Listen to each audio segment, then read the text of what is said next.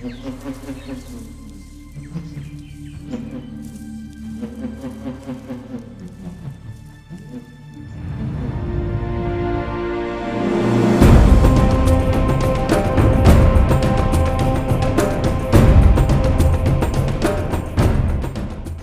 been making weapons here at Wētā for over 20 years. We've made about 15,000 bladed weapons, of which about 2,000 are hero steel fighting swords.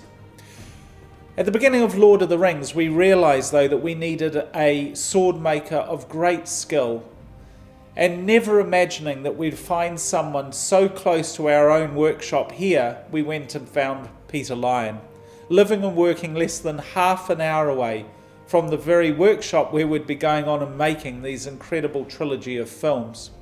When we start on a film, we try and bring a depth of realism, culture and craft to that world. And of course, in turn, the swords must never feel like film props, but feel like real historical items from this world. Peter, with his immense craft, his skill, his capabilities, and his depth of understanding around the history of sword making, could do exactly this for us. Peter's now been with us for 10 years and is continuing to make some of the most beautiful bladed weapons in the world's film industry. I've been making swords for 23 years now. I started making weapons and armour for medieval reenactors. They need equipment that is robust and affordable, but will also take the knocks of reenactment combat. From there, I was drawn to swords in particular by the romance of them, as well as the challenge of making good swords. Since I've joined Wētā, into the mix I've brought my skills as a sword maker, as well as my viewpoint that swords are functional weapons, as well as film props. I've enjoyed the challenge of making these highly detailed weapons, and now the chance to share my passion for my craft. Peter uses traditional sword making techniques, grinding from the solid block, tooling out of spring steel, tolerancing the blades to incredible accuracy, and swaging wet moulded leather around the hand grip. These are techniques that have been used for thousands of years. We may use electrically powered grinders and linishes instead of foot pedal driven, but Peter's skill at bringing that level of authenticity and craftsmanship is second to none.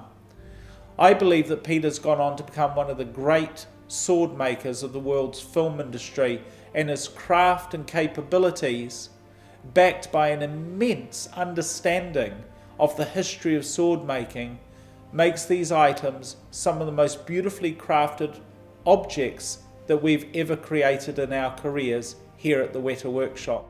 Sword making can be a very elaborate process, and here at Wētā we've developed many techniques over the years to make it easier. One of the swords that uses a wide range of these techniques is sting. Normally the process will start with a conversation with the designers. I start by marking the blade on a bar of spring steel. I cut out the tang to make a handle. Here the blade shape is being cut out and refined on a linisher. Sting is unusual as the blade is heat treated before the main grinding begins. The red hot blade is quenched in oil to harden it.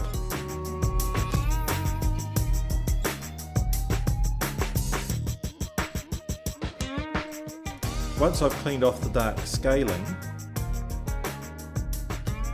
I temper the blade at a lower temperature, which removes the brittleness and toughens the blade to take impacts. I mark out the crossguard and pommel onto blocks of steel and bandsaw them to size. I drill the holes for fitting the tang into the crossguard. Once the profile shape is marked out, I linish the profile to get the rough shape of the crossguard and refine it until it matches the etching that will be done on it. While the pommel is still a block of steel, I mill a flat face onto it. I then drill a hole into it that the grip will fit into, and roughly shape the faces of the pommel. To fit the tang of the blade through the tang slot in the crossguard, the tang needs to thin towards the pommel end. This is so the cross and shoulder of the blade can be fitted to each other.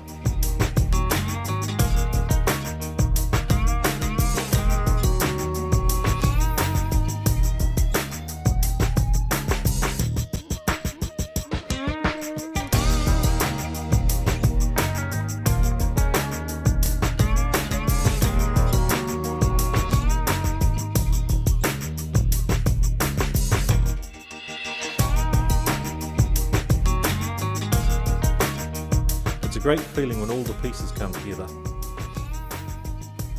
Once I've marked the line of the cross onto the blade, and the ridge line is marked, the linisher can be set up. Here the blade profile is refined until the etched designs fit and flow between the crossguard and the blade. I grind the hollows into the blade. The hollows on the blade finish where it meets the crossguard.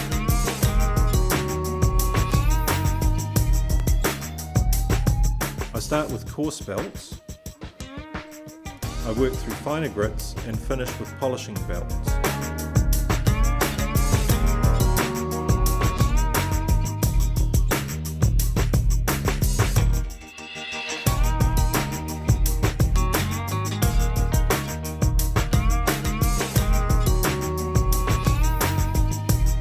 The design is masked with a PVC transfer. Most other areas are masked with PVC tape. Any remaining areas are covered with a liquid resist. Once dried, I etch the blade and crossguard using nitric acid. This slowly dissolves the exposed surfaces of the steel. Cleaning off the masks reveals the results of the etching. The grip is made from African cocobolo wood with an inlay of silver to create a vine and leaf pattern running up and around the handle. The wood is machined on a computer-controlled mill. The grooves for the silver inlay are created with a fine cutter.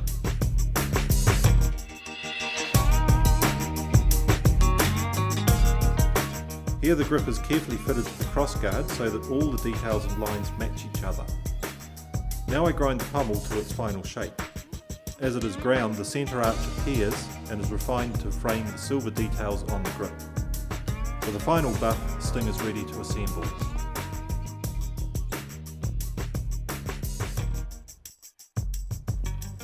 A final hand polish and sting is complete.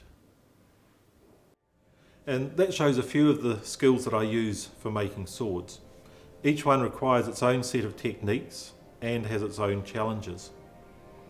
The sting that I've made here is pristine, but I could just as easily make any of these swords to be new or aged to match the film swords. Each sword in this range has a blunt edge for safety, but otherwise they're real, fully functional weapons made from the finest materials, and they could be sharpened. It's been a pleasure to be making these swords again too. In fact, it's a bit like meeting old friends again. Now, working with Pete Lyon for the swords on Lord of the Rings was a fantastic experience. And as a designer, you can create ideas to no end, but unless they're being backed up and taken that step further by a real craftsman, it's a wasted effort. And to see a few lines on paper become something with weight and balance and presence was an extraordinary experience. And Pete's workmanship is top quality, world class. There's nothing else needs said about it. I think the swords say it all. Since finishing on Lord of the Rings, Peter and I have had a burning desire to see Peter have the opportunity to create a distinctive collection of the original swords from Lord of the Rings for discerning collectors around the world. And of course, Peter has got a very busy job creating swords for the new films we're working on, but he's absolutely certain that with the craftsmanship, skill, energy and artistry that he can bring to bear on the film work that he does, this will also be embedded in the beautiful weapons that he's now creating for this collection. So I'm thrilled to offer these to you, and of course, if there's ever a Mordor uprising, you'll know you'll be armed to the hilt and ready to take on the evilest of orcs. So cheers to you from everyone here at Wētā, and I hope you enjoy this incredible weapon.